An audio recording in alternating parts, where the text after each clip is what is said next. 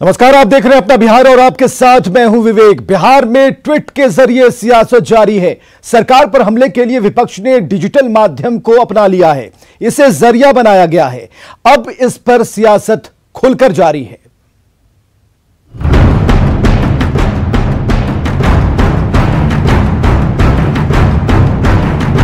बिहार के लिए चुनावी साल और कोरोना काल बड़ी मुश्किल, मतलब सियासत के लिए बड़ा मौका। ऐसे में राजनीतिक दलों के लिए ये मौका चूकना शायद संभव नहीं। यही वजह है कि लालू यादव के ट्विटर हैंडल से लगातार बिहार सरकार के खिलाफ सियासी हमला बोला जा रहा है। एक बार फिर लालू प्रसाद ने 15 साल से बिहार में चल रही नीतीश सरकार पर जमकर हमला बोला, वो भी कविता के तर्ज पर। अपने पोस्ट में लालू यादव ने मौजूदा सरकार को कटघरे में खड़ा किया। लालू यादव ने नीतीश सरकार के 15 सालों पर सवाल उठाए और लोगों से इस सरकार को उखाड़ने की अपील की। अब लालू के हमले का जवाब देने का मौका सत्ताधारी दल के नेता कहां छोड़ने वाले थे। कविता के जरिए हमले का जवाब भी कविता से दिया गया। जेडीयू प्रवक्ता संजय सिंह ने ट्वीट का जवाब ट्वीट से दिया, तो मंत्री नीरज कुमार ने कविता के जरिए। ये भूखे भ्रष्टाचारी इस परिवार की है बीमारी। ये भूखे भ्रष्टाचारी जिसके बल पर खाते हैं उसी को सताते हैं। लात गरीब के पेट पे मार, घर ये अपना भरते हैं। वार पलटवार के बीच कांग्रेस कहां पीछे रहने वाली थी। कांग्रेस ने लालू यादव के ट्वीट का समर्थन कर अपनी साझेदारी का एहसास करा दिया। देखिए, लालू जी ने मूलतः जो तमाम विफलताएं हैं नीतीश और भाजपा सरकार की, उसको सांकेतिक रूप से गिनाया है। और सच्चाई है कि बिहार में 15 वर्षों में बेकारी बढ़ी है, गरीबी बढ़ी है और उद्योग धंधा चौपट हुआ है। 15 साल बनाम 15 साल के दावे दोनों ही गठबंधन दल के नेता कर रहे हैं। ऐसे में इस बार का चुनावी मुद्दा यही होगा। देखना यह है कि किसके 15 साल किस पर भारी पड़ते हैं। पटना से न्यूज़ 18 के लिए साकेत कुमार और रवि एस नारायण की रिपोर्ट। और आइए अब समझते हैं कि लालू प्रसाद के इस ट्वीट के मायने क्या है। बिहार में इस साल हो सकते हैं विधानसभा के चुनाव और 15 साल से अपने दम पर सत्ता से दूर है आरजेडी। एंटी इनकम्बेंसी को भुनाने की कोशिश में आरजेडी है और हर मुद्दे पर नीतीश सरकार को घेरने की भी कोशिश है। तो हम आपको दिखा रहे हैं किस तरीके से लालू प्रसाद के ट्वीट के मायने एक एक कर क्या हो सकते हैं। हर मुद्दे पर नीतीश सरकार को घेरने की कोशिश है। तेजस्वी के लिए रास्ता आसान करना चाहते हैं लालू प्रसाद। तो विपक्ष का ट्वीट आपने देखा और ट्वीट के जरिए हमला कर रहा है। वहीं बीजेपी अपनी तैयारियों में जुटी है, वो भी डिजिटल माध्यम से। बीजेपी इसी कड़ी में बिहार में 9 जून को एक बड़ी रैली करने वाली है, जिसे अमित शाह संबोधित करेंगे।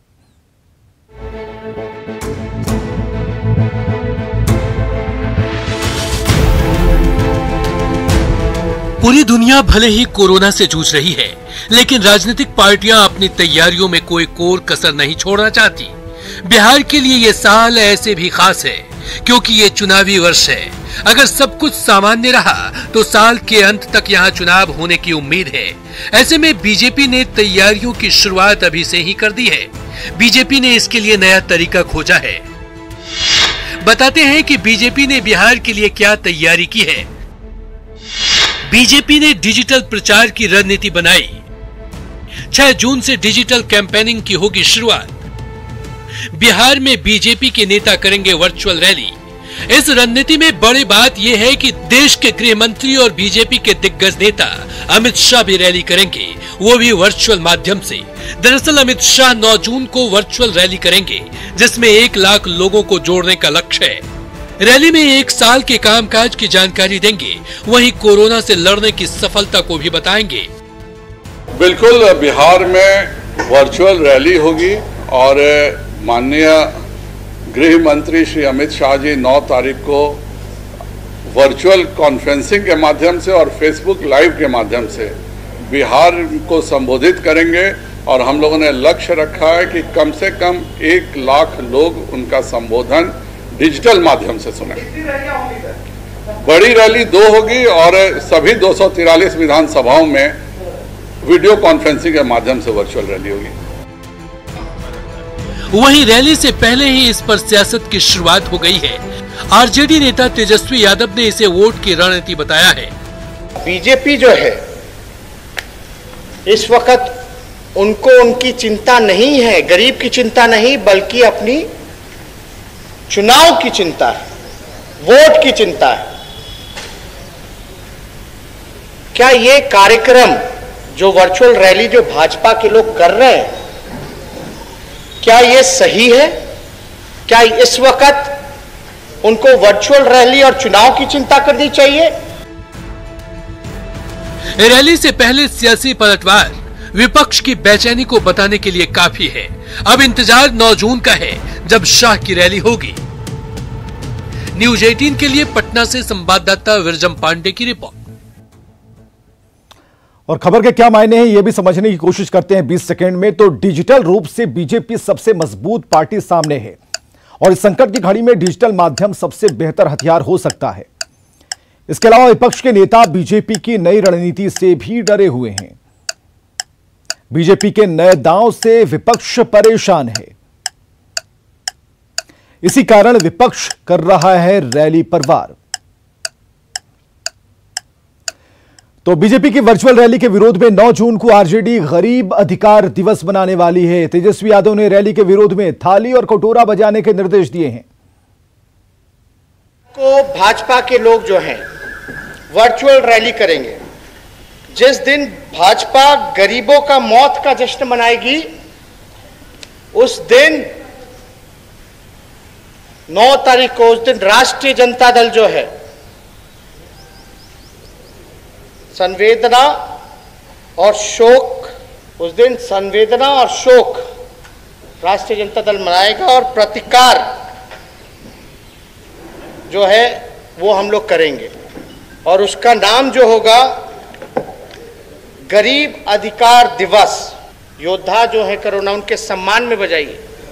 हम लोग जिसके पास जो साधन है, थाली हो, कटोरी हो, वो बजाने का काम करे। देखिए, तेजस्वी यादव प्रतिपक्ष के नेता के रूप में पूरी तरह विफल रहे हैं और उस विफलता को छिपाने के लिए नौटंकी का सहारा ले रहे हैं। जब जब नेता प्रतिपक्ष को बिहार में मौजूद रहना चाहिए था, तब तक गुमनामी में रहे, छुपे रहे, अदृश्य रहे। और तेजस्वी के तीखे हमले पर बीजेपी ने पलटवार कर दिया है। पार्टी प्रवक्ता संजय टाइगर ने कहा है कि तेजस्वी अपनी नाकामी छुपाने की कोशिश कर रहे हैं, जो बातें अभी संजय टाइगर कर रहे थे। और इसके अलावा सभी पार्टियां अपने अपने तरीके से भले ही चुनावी तैयारियों में जुटी हैं, लेकिन कोरोना संकट में बिहार में विधानसभा चुनाव को लेकर असमंजस की स्थिति है और हर किसी के जहन में यह सवाल है कि आखिर इस चुनाव और इस संकट की घड़ी में चुनाव कैसे हो पाएगा। अगर समय पर नहीं होता है तो संविधान में उसका क्या विकल्प है, देखिए जरा। बिहार में समय पर होंगे विधानसभा चुनाव या केंद्र लगाएगा राष्ट्रपति शासन, जानने को हर कोई बेताब। बिहार में इस साल के अंत में विधानसभा चुनाव होना है। राजनीतिक पार्टियों ने तैयारी शुरू भी कर दी है, लेकिन कोरोना संकट की घड़ी में हर किसी के मन में ये सवाल है कि बिहार में विधानसभा चुनाव कैसे होगा। संविधान विशेषज्ञ डीके गर्ग बताते हैं कि इमरजेंसी सिचुएशन की स्थिति में केंद्र सरकार चुनाव 1 साल तक टाल सकती है। सेंट्रल गवर्नमेंट ने किसी वजह से इमरजेंसी डिक्लेयर की है और इलेक्शन नहीं हो सकते, तो स्टेट असेंबली का पीरियड 1 साल के लिए बढ़ाया जा सकता है। और अगर तब भी इलेक्शन नहीं हो सकते तो उसको फर्दर 6 महीने के लिए बढ़ाया जा सकता है।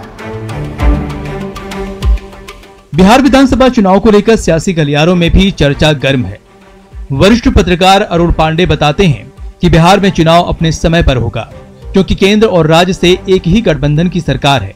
बिहार के सियासी हालात सत्ताधारी दल के फिट बैठता है। चुनाव आयोग भी अंदर खाने चुनाव की तैयारी कर रहा है।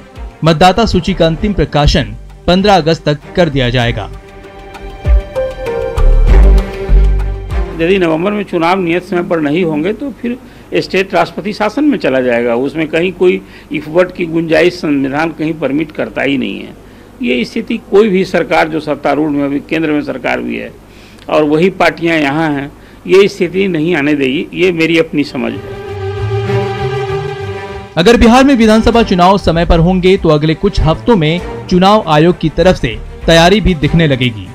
वैसी स्थिति में चुनाव आयोग के सामने सबसे बड़ी चुनौती बिहार जैसे राज्य में सोशल डिस्टेंसिंग के साथ चुनाव कराना होगा। न्यूज़ 18 के लिए पटना से ब्रिजम पांडे की रिपोर्ट। चलिए प्रवासी मजदूरों की बात करते हैं, जो बिहार पहुंचने का सिलसिला धीरे धीरे थमने लगा है। आज सिर्फ 23 श्रमिक स्पेशल ट्रेनें ही बिहार पहुंची। दानापुर स्टेशन पर भी इसका असर दिख रहा है। जहां हजारों हजार मजदूर ट्रेनों से पहुंचते थे, अब वहां मजदूरों की तादाद काफी कम रह गई है। वहीं प्रशासन की तरफ से स्टेशनों पर भी व्यवस्थाएं धीरे धीरे हटाई जाने लगी हैं। प्रवासी मजदूरों के बिहार आने का सिलसिला अब थमने लगा है। अभी हम दानापुर स्टेशन पर है। यहाँ पर देखिए, जो संख्या शुरुआती दिनों में रहती थी यहाँ पर मजदूरों की, उसमें भारी कमी आई है। साथ ही साथ जो प्रशासन की जो तैयारी थी उसे भी अब धीरे धीरे हटाया जा रहा है, क्योंकि आज 31 तारीख तक राज्य सरकार ने यह कहा था कि मजदूरों को लाने का सिलसिला रहेगा। हालांकि 1-2 दिन तक और आगे भी। आज की अगर हम बात करते हैं तो 23 ट्रेनें ही आज यहाँ पर पहुंची है, जबकि इससे पहले सैकड़ों की संख्या में ट्रेनें एक दिन में बिहार पहुंच रही थी। लेकिन आज अब संख्या घटकर 23 बच गई है आज, और इसी तरह थोड़ी बहुत संख्या में ट्रेनें हालांकि चलेगी, लेकिन जो ज्यादातर मजदूर हैं वो अब बिहार पहुंच चुके हैं।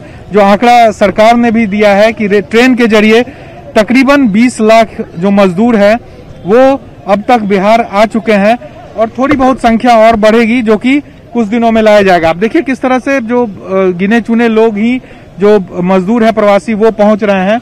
और स्टेशन भी आप देखिए, दानापुर स्टेशन भी आपको खाली खाली दिखेगा, और जो व्यवस्था यहाँ सरकार के तरफ से, प्रशासन के तरफ से की गई थी उसे भी अब धीरे धीरे हटाया जा रहा है। कुछ अधिकारी यहाँ मौजूद जरूर हैं, लेकिन फिलहाल जो मजदूरों के पहुंचने की जो फ्रीक्वेंसी है वो काफी कम गई है, और 1 से 2 दिनों में ये पूरा मामला अब खत्म भी हो जाएगा। कैमरा पर्सन आशीष के साथ साकेत कुमार, न्यूज़ 18 पटना। जमुई जिले के कई गांवों की दर्जनों महिलाएं किसान बनकर सरकार की मदद से तरबूज की खेती कर रही हैं। लॉकडाउन के ठीक पहले इन महिलाओं ने खेती की शुरुआत की, और कोरोना काल में उनकी ये खेती परिवार के लिए वरदान साबित हो रही है। तरबूज की फसल बेचकर महिलाएं हजारों की कमाई कर रही हैं और परिवार को आर्थिक मदद भी पहुंचा रही हैं। कोरोना बंदी में, लॉकडाउन में जमुई जिले की ऐसी कई महिलाएं हैं जो जीविका के लिए खेती कर रही हैं, और खास करके तरबूज लगाने की फसल। अब देख सकते हैं हमारे सामने है, जो अभी मैं खड़ा हूं जमुई सदर प्रखंड के ये जो गरसंडा पंचायत है वहां पर, और यहाँ पर कई महिलाएं, बताया जा रहा है कि जिले में इस तरह की कई महिलाएं हैं, दर्जनों महिलाएं हैं जो खेती कर रही हैं, तरबूज लगा रही हैं, और अपने मेहनत से, अपने बल पर और मेहनत पर ये लोग तरबूज लगा रही हैं। और जैसा कि दिखाई दे रहा है कि ये तरबूज जो तैयार होता है, ये तरबूज यहाँ के मंडी में जाता है, बाजार में जाता है। आप देख सकते हैं कि कुछ मतलब जो महिलाएं हैं खुद को निर्भर बनाने के लिए ये तरबूज लगा रही है यहाँ पर। और ऐसे इस जिले में बहुत सारे ऐसे गांव हैं जहाँ पर ये महिलाएं सरकार के मदद से समूह बनाकर और तरबूज की फसल लगा रही हैं, इसे बाजार में ले जाकर बेचती हैं, और जो पैसे आते हैं उससे इन लोगों को मदद कर रही हैं, अपने परिवार को चला रही हैं। कोरोना के चलते जो इनके घर के जो पुरुष सदस्य हैं उनकी कमाई अभी नहीं हो पाई, कि ये लोग खुद जमुई बाजार के मंडी में जाती हैं और वहाँ तरबूज बेचती हैं, और या फिर यहाँ पर कई लोग आते हैं और इनके खेतों तक पहुंचकर तरबूज खरीद रहे हैं। बता दें कि जमुई जिला में ये तरबूज का उत्पादन जो जिस तरह से महिलाएं कर रही हैं ये पहला है, जबकि यहाँ पर इतने मेहनत पर और मेहनत के बल पर ये लोग तरबूज उगा रही हैं, और इस संकट की घड़ी में भी अपने परिवार को मदद पहुंचा रही है। केसी कुंदन, न्यूज़ 18 जमुई। और पटना में वीडियो कॉन्फ्रेंसिंग के जरिए सूचना एवं जनसंपर्क विभाग के सचिव अनुपम कुमार ने कोरोना संक्रमण की वर्तमान स्थिति को लेकर सरकार के किए कार्यों की जानकारी दी। अनुपम कुमार ने कहा कि कोरोना संक्रमण की वर्तमान स्थिति पर सरकार की नजर है, और इसे लेकर सीएम नीतीश कुमार लगातार अधिकारियों के साथ समीक्षा कर रहे हैं और साथ ही अधिकारियों को निर्देश दे रहे हैं। अभी मुख्य रूप से जो 2-3 चीज़ों पर जो फोकस किया जा रहा है, उसमें एक तो कोरोना संक्रमण की रोकथाम के लिए प्लानिंग और स्ट्रेटजी बनाना, दूसरा रोजगार सृजन, जो लोग बाहर से आए हैं और जो हमारे भी श्रमिक मजदूर जो यहीं रहते हैं, उन दोनों लोगों के लिए, दोनों तरह के लोगों के लिए, श्रमिकों के लिए रोजगार सृजन हो। और तीसरा कि अब चूँकि जो अनलॉक 1 अनाउंस हो गया है भारत सरकार द्वारा और हम लोग उसको एज इट इज़ फॉलो कर रहे हैं, तो अब एक्टिविटीज़ काफ़ी बढ़ेंगी और इसलिए आज की परिस्थिति में अब लोगों का जागरूक रहना बहुत आवश्यक है। पूरे बिहार में पान मसाला की बिक्री पर प्रतिबंध है। इसके बावजूद पटना में पान मसाले की बिक्री धड़ल्ले से हो रही है। गुप्त सूचना के आधार पर खाद्य विभाग की टीम ने कोतवाली पुलिस के सहयोग से जमाल रोड में छापेमारी की। लाखों रुपए के पान मसाला को जब्त किया है। पुलिस ने एक शख्स को भी गिरफ्तार किया है। पुलिस आरोपी से पूछताछ कर रही है। पटना के कोतवाली थाने की पुलिस को एक अहम कामयाबी मिली है। आज कोतवाली थाने की पुलिस ने बिहार में प्रतिबंधित गुटखे को जब्त किया है और देखिए लाखों का ये गुटखा बरामद किया गया है। ड्रग्स एंड फूड डिपार्टमेंट की टीम ने कामयाबी हासिल की है और निश्चित तौर पर जिस तरीके से इस तरह के गुटखों को अभी भी यूज़ किया जा रहा है, तो एक बड़ी कार्रवाई इस लिहाज से, चूँकि गुप्त सूचना मिली थी और इसके आधार पर ये कार्रवाई की गई और इसमें एक शख्स को हिरासत में भी लिया गया और 2,33,700 यानी 2,34,000 के करीब ये कैश जो है वो रिकवर किया गया, यानी गुटखे को बेचा जा रहा था और गुप्त सूचना के आधार पर यह कार्रवाई की गई। हमारे साथ जो अधिकारी हैं जिन्होंने इस पूरे कार्रवाई का नेतृत्व किया है वो मौजूद है, उन्हीं से बात कर लेते हैं। ये किस तरह की कार्रवाई है और क्या इन्फॉर्मेशन था आपके पास? इन्फॉर्मेशन ये है कि एक मोटरसाइकिल पे गुटखा लेके जा रहे हैं। सूचना तो ऐसी मिलता है गुटखा जा रहा है, लेकिन ये एक्चुअली पान मसाला है जो कि बिहार में पूर्ण रूप से प्रतिबंधित है। हम लोग कोतवाली थाना के साथ विजिट में थे, उधर अचानक उसको पकड़ा गया। जांच करने पर ये सारे सामान जब्त किया गया। कितना अप्रॉक्स हो गई है? लगभग ये लाख रुपए से ऊपर का है। लाख रुपए से ऊपर। कहाँ ये ले जा रहा था, कुछ इसमें जानकारी? बेचने के लिए, यानी दुकान प्रतिबंधित है फिर भी ये बेचा जा रहा है। हाँ। तो किस तरह का एक्शन लिया जा रहा है? FIR कर दिया गया है। अरेस्ट किया गया है? अरेस्ट भी हो गया। ये अपने आपको बता रहे हैं कि दुकानदार हैं जो कि अपना दुकान बंद कर करके फेरी कर रहे थे। अधिकारी अजय कुमार बता रहे हैं कि किस तरीके से अब भी गुटखा को बेचा जाता, जो पान मसाला उसको बेचा जा रहा था और निश्चित तौर पर एक बड़ी कार्रवाई है इस लिहाज से कि पिछले कई दिनों से ये धंधा करता है। इसने कई इन्फॉर्मेशन दी है और इस आधार पर पुलिस आगे की छानबीन कर रही है। खाद्य सुरक्षा अधिकारी के नेतृत्व में जो कार्रवाई हुई, निश्चित तौर पर इस तरीके से अगर कार्रवाई होती है तो पान मसाले की बिक्री पर रोक लगाई जा सकेगी। कैमरा पर्सन राहुल के साथ संजय कुमार, न्यूज़ 18 पटना।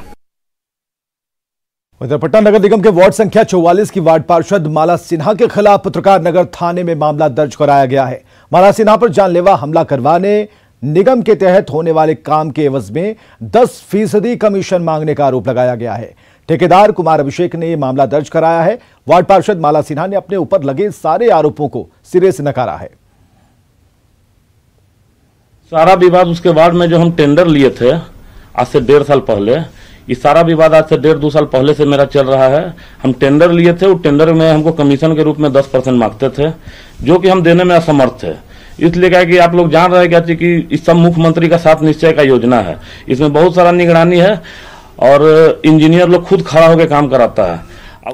रणवीर सेना के प्रमुख ब्रह्मेश्वर मुखिया हत्याकांड के आज 8 साल पूरे हो गए। आज ही के दिन 2012 में आरा के कतुईरा में ब्रह्मेश्वर मुखिया की हत्या कर दी गई थी। हत्या के 8 साल बाद भी पुलिस गुत्थी को सुलझा नहीं पाई। पिता की 8वीं पुण्यतिथि के मौके पर ब्रह्मेश्वर मुखिया के बेटे इंदुभूषण ने केंद्र और राज्य सरकार पर सवाल खड़े कर दिए। आपको यह बताएं कि राज्य सरकार की अनुशंसा पर सीबीआई हत्याकांड की जांच कर रही है।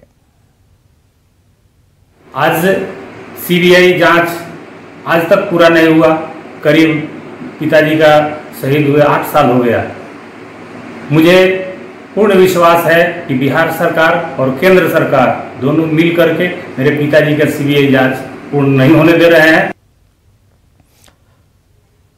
चलिए आगे देखिए जोहार झारखंड।